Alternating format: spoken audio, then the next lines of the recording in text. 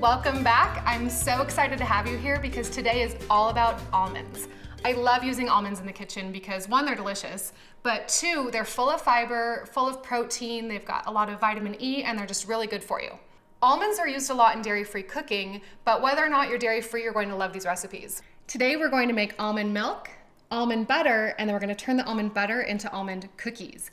And using almonds is so easy in the kitchen. Once you try this, you will love doing it. I love keeping almond milk around because not only is it healthy for you, but you can put it in coffee, you can use it in cereal, you can use it in so many different things. It's also, of course, not made from cow's milk, so it's lactose-free and dairy-free, so anybody who has an allergy or sensitivity, this is perfect. One of the reasons that almond milk is so much better for you is that cow's milk is actually really hard to digest. Humans weren't really meant to digest cow's milk. Almond milk's just easier on your tummy, and you can use it in just about anything. Let's get started with our almond milk. Here I have 1 cup of almonds that I pre-soaked overnight. So you want to soak the almonds in order to get the most milk out of them. And you can use any nuts when you do this. And actually it's really important to vary the food that you eat. I know that I want almond milk for a few more recipes, so I'm just using almonds. And I actually threw in a few Brazil nuts as well, because Brazil nuts are really high in selenium, and just about everybody's deficient in selenium. There's not a lot left in our soil, so I always throw a few Brazil nuts in as well, just to up the selenium intake. I also threw a couple of dates in here. These are medjool dates, and they'll just add a little bit of sweetness to our almond milk. That's totally optional, they just taste delicious. Let's get these drained and rinsed. This is so easy to make. We'll be done in less than 5 minutes. It's actually really important to soak your almonds for about 6 hours or even overnight, because 1, you'll have a lot smoother of an almond milk, but 2, all nuts actually contain enzyme inhibitors, so it will be easier to digest and you'll absorb your minerals better. Nothing beats the flavor of homemade almond milk. Once you make this once, you'll be making it every week. To do this, you want a high-speed blender, and whenever you blend something, you want to put the water in first. It just helps it blend better. So I've got 3 cups of water here. And then we just need to add our almonds. And of course I have my dates and a couple of Brazil nuts too. For this almond milk, I'm also going to add a half a teaspoon of vanilla extract just to give it some extra gourmet flavor. And always add a pinch of sea salt too, because sea salt has minerals, but it also makes it taste better. And then blend it up for about 30 seconds. And here we go.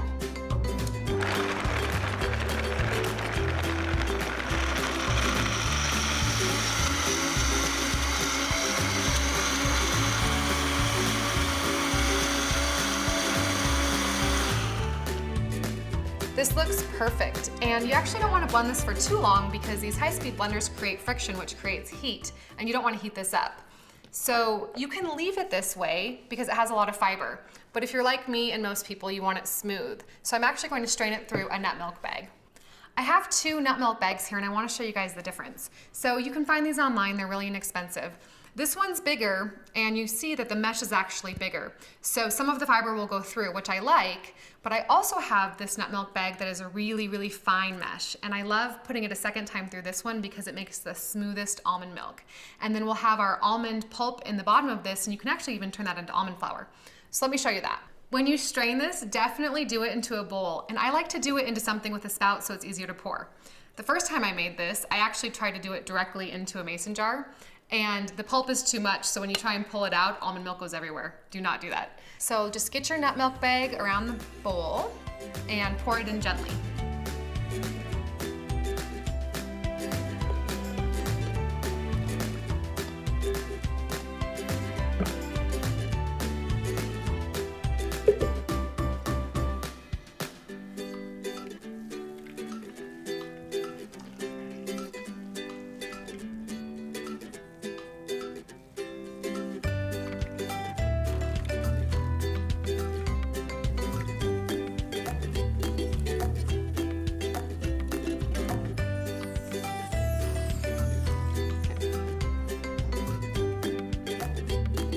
You can actually put this into the oven at about 200 degrees for an hour or a food dehydrator and make almond flour. Now that I have this all strained, let's just pour it into our mason jar, and I have almond milk for the week.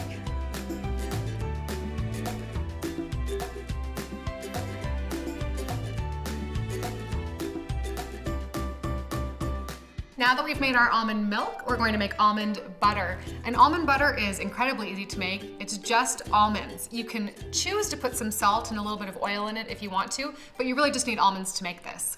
I like to do it in the food processor because I think it's easier to get out. You can do this in a high-speed blender. You're just going to be scraping for a little while. So into the food processor, 4 cups of almonds.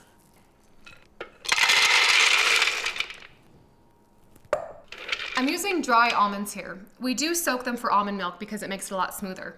But for almond butter, it's too wet, so use dry almonds here. These are not roasted, they're not salted, they're just raw almonds. For my almond butter, I'm also going to add 2 teaspoons of coconut oil. This is totally optional, but it actually does make it smoother. And coconut oil is also really good for you. Almonds have good fat, and coconut oil has a different kind of good fat. So again, I like the flavor, I like the texture, and its health benefits too. We'll also add 1/2 teaspoon of sea salt because it makes it taste better, but of course, if you've seen me cook before, you know that sea salt also adds minerals.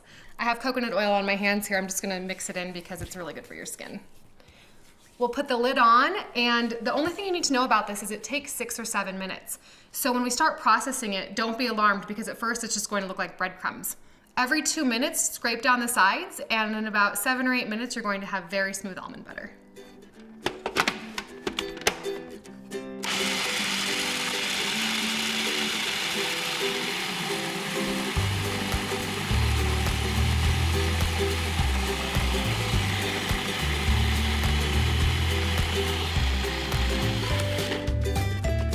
All right, that was about 2 minutes, and you'll see this really fine texture. And again, don't worry, this will turn into almond butter. I just want to scrape down the sides really quick. If you don't do that at the end, you'll have a bunch of chunks. 2 more minutes.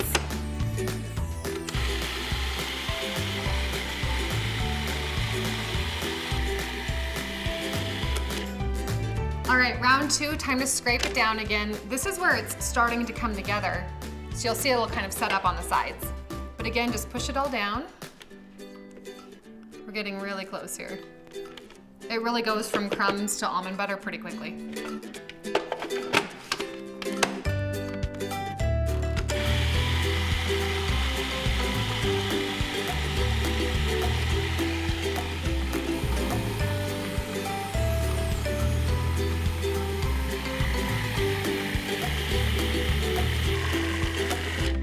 This is perfect. This is exactly what you want.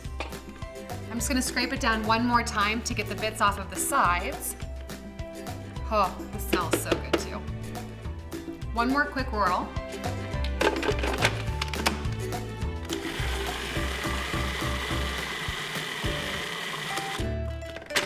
All right, like I said, this is perfect. From here, you can add any flavorings that you want.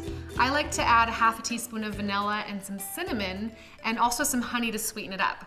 So this is just plain almond butter, but of course you can flavor it any way you want.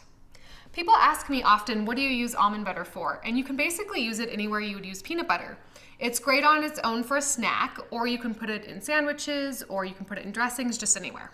From here, I would just put it in a mason jar and store it in the refrigerator. It'll keep for a week or 2 in your refrigerator, but it probably will not last that long. Making your own almond butter at home will also save you a lot of money because almond butter is a little expensive, so if you make it at home, you'll definitely save. This is my favorite part about what I'm going to show you guys today.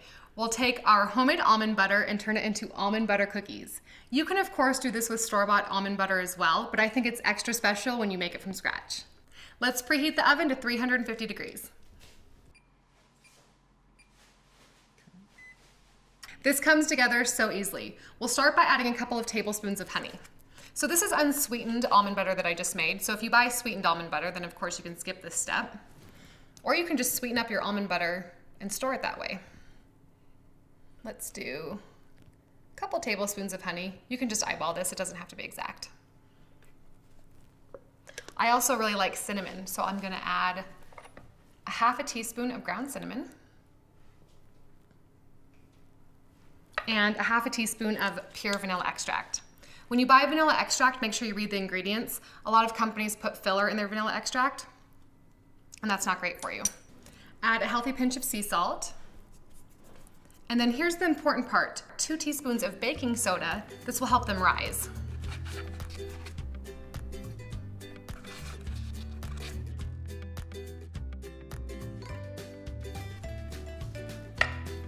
Last up, we just need 2 eggs. And always crack your eggs into a separate bowl just in case you get a bad egg.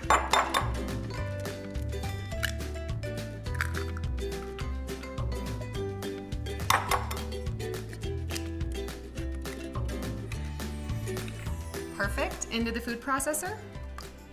So when you turn this on, you only need to let it go for about 30 seconds, and you'll notice a dough ball forms, and then it's ready to go.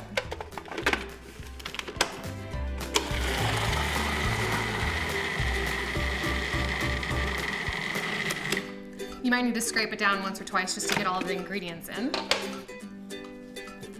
These are so easy to make.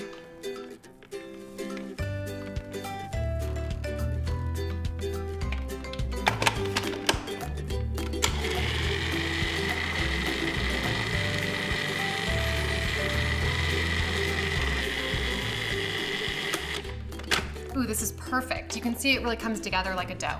So let me just move some stuff around here, and I'll scoop this onto some parchment paper. I love baking on parchment paper because it's way less mess. I also have cookie scoop here, so I'll make each of these about 2 or 3 tablespoons. It just makes sure that they're all the same size. Just kind of roll them into a ball. And you'll notice, see, you can see the oil, that's the coconut oil. Don't be alarmed, they won't be oily. It's just because coconut oil melts at about 72 degrees. So the friction of the food processor and the heat of my hands just melts it a little bit.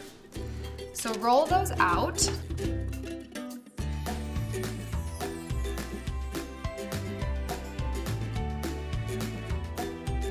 I have these all rolled out. Usually we'll make about 12. I rolled these a little big, so I have 11 here.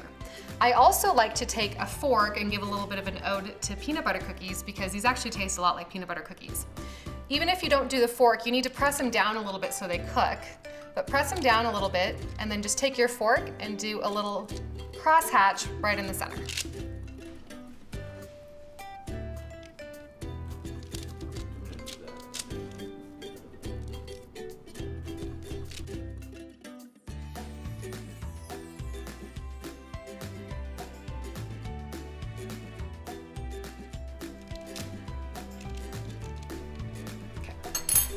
Into the oven at 350 degrees for 10 to 12 minutes until they're nice and golden brown.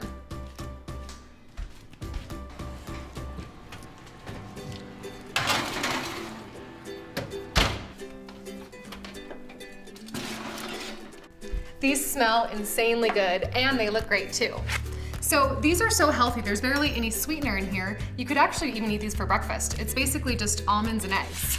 If you wanted to make a dessert cookie, you could add a cup of honey or maple syrup to the batter.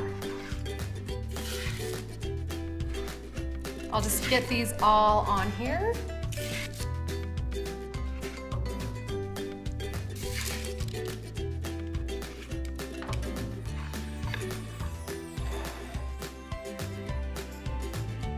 And one for the chef. If you want more recipes like these, head on over to my blog at elizabethrider.com and subscribe to my email list. I'll see you guys next time.